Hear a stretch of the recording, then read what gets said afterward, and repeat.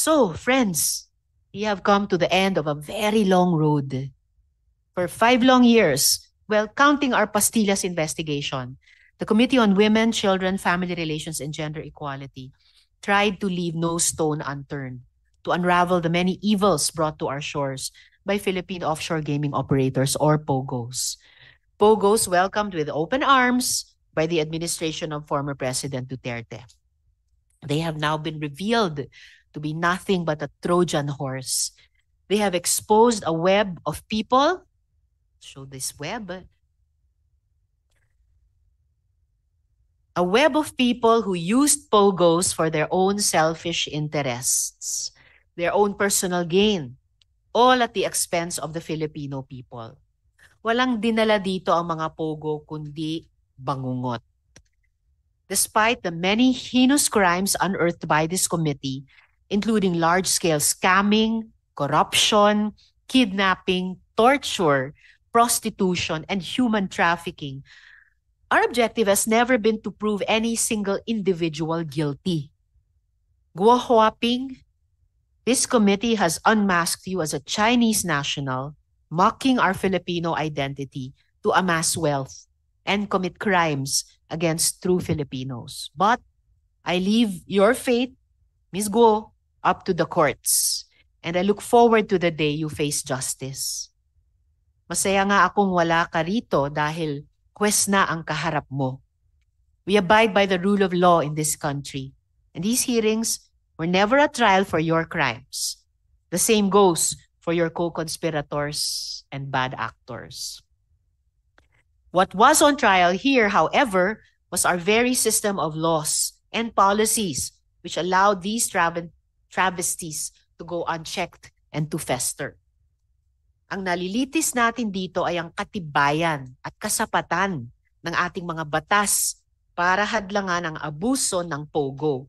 At ang hatol, nung tinimbang, nakakalungkot at kulang na kulang.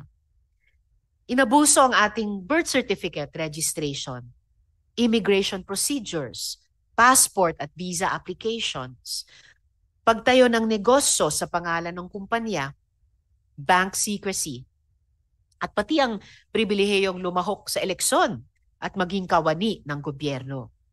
Ngayon, lumalabas na pati ang demokrasya at pambansang seguridad natin ay nailagay na sa panganib. Nagpapasalamat ako sa NICA sa inyong malinaw na testimonya at sa assurance na tututukan ang national security concerns na na-raise dito. Ayon sa PAOK, si Xi Zhejiang ay na nagsabing kapwa niya Chinese asset si Guo Huaping ay may mga POGO rin. Truly, foreign agents use all means at their disposal. And those who think that POGOs are exempt are foolish. Natukoy ng POGO syndicates ang kahinaan ng ating mga batas. At sinamantala nila ito para magpakasasa, habang ang kapwa nila ay napipinsala. Pero bilang mga Pilipino, hindi natin papayagang magpatuloy ito. No, this is not a witch hunt. Hindi po ito tokhang. Yung nakasanayang nyong gawi, huwag nyong ibintang dito. The President has reiterated the unqualified ban on all POGOs, maging sa ilalim man ng PAGCOR, ng eco zones o iba pa. Malinaw ang kanyang salita at ang kailangang linawin ang mga puwang ng EO74 sa lalong madaling panahon.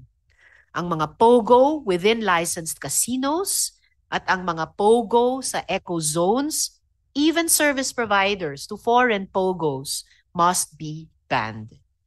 At kung hindi ito malinaw para sa ilan at ito ang kanilang gagamiting lusot, I will file an amendment to the anti-POGO bill at the proper time. Binuo na nga ang Task Force POGO Closure kasama ang DOJ, DOLE, PAGCOR, PAOK at BI.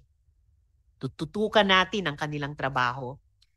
The Senate President has also committed to prioritizing the enactment of the anti-POGO bill to ensure that POGOs, whatever they may be called or disguised as in the future, will forever be banned in our country. Paparusahan at papananagutin natin ang sino mang di sumunod, lalo na kung opisyal ng gobyerno.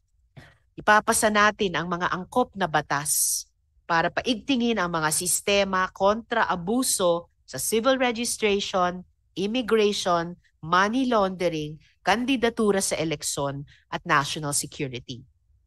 The committee holds the DFA to its commitment to reach out to Shi Zhejiang for information in his possession on Guo Huaping, the Yang brothers, and other possible foreign agents. We will also seek to obtain these documents preparatory to the committee report. Even post-adjournment, the committee retains its jurisdiction insofar as seeking access to Shi Zhejiang is concerned. Friends, this may be the end of our hearings on POGO, but this is only the beginning of the legislative reforms that we will strive to push to ensure that every Filipino, that there will never be another Alice Guo. Guo Huaping, sisiguraduhin ko na hindi ka na makakaulit dito. At matututo ang lahat sa gagawin sa'yo. Additionally, the arrest order of Alice Guo or Guo Huaping is quashed. Kina Alex Chong, Dale Ignacio, alias Ivy, alias Karina, alias Rita, this is for you. Sa mga biktima ng mga POGO sa loob at labas ng bansa, this is for you. Sa mga kababayan nating Pilipino na hirap makakuha ng ID, birth certificate at iba, pero araw-araw namumuhay ng may dangal at lumalaban ng patas, this is for you. Para sa bayan, kailanman. With many thanks to all our resource persons, this hearing is adjourned.